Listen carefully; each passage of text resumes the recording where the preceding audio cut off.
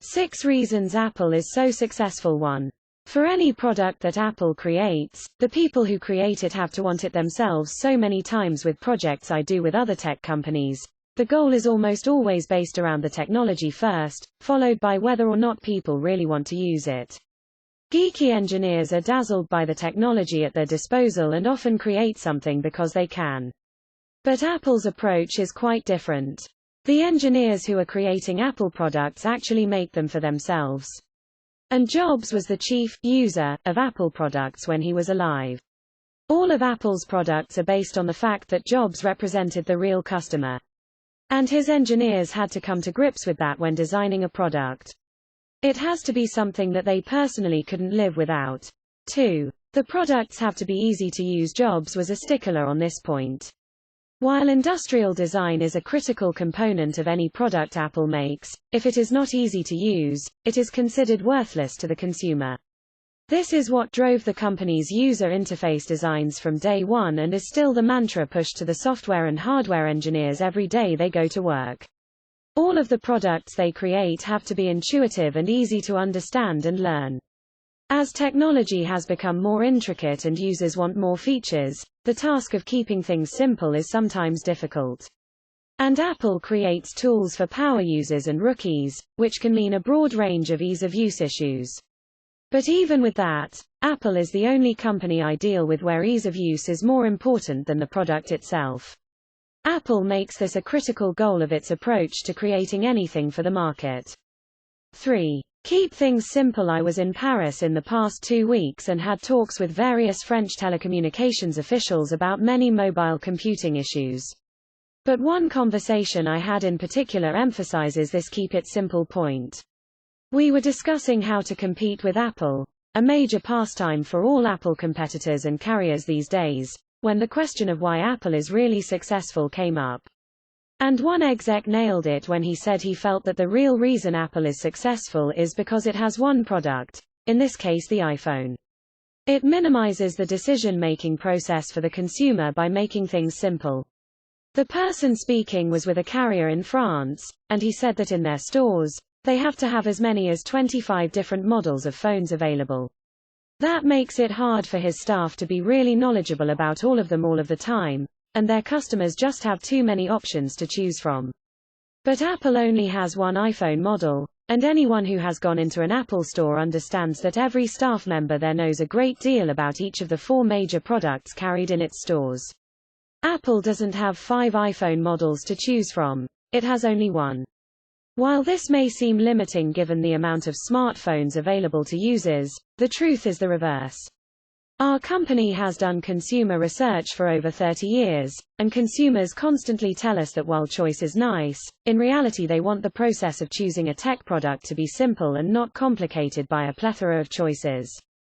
4. Offer great customer service and in-store experiences. Jobs understood one of the major conundrums of technology. Even if you create products that are easy to use, the variety of things that people want to use technology for often creates complexity. Because of this, consumers at all levels may need some hand-holding from time to time. I was one of the most vocal critics of Apple when it introduced its first retail store in Tokyo in 2002. I thought it was crazy for Apple to try and go into retail. At the time, and even today, tech retail stores are in decline while big box stores like Costco and Walmart sell products on price and nothing else. I thought that if price were the issue, an upscale retail store would be DOA.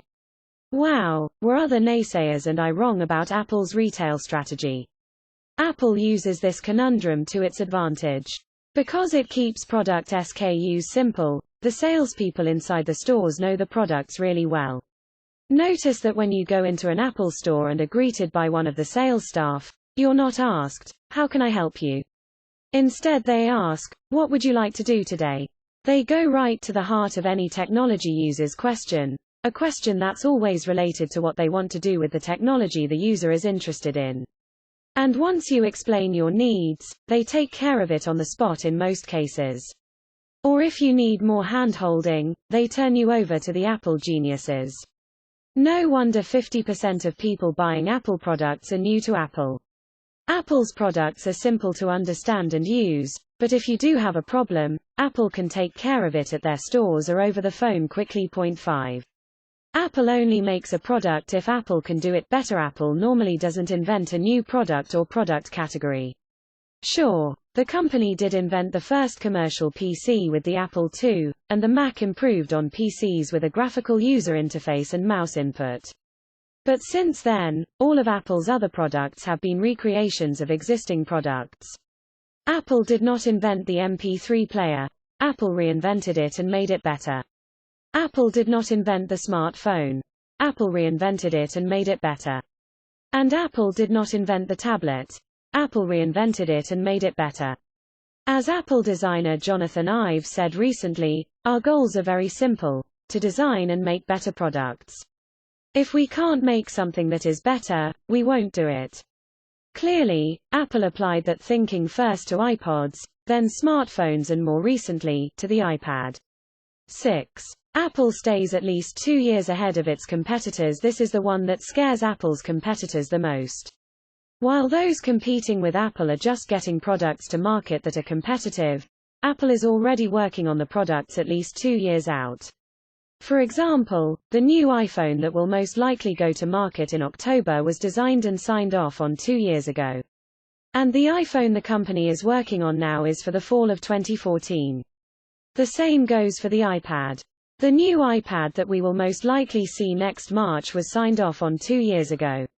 The one that's being worked on now we will probably see in 2015. This is a nightmare for Apple's competitors and will continue to be for some time.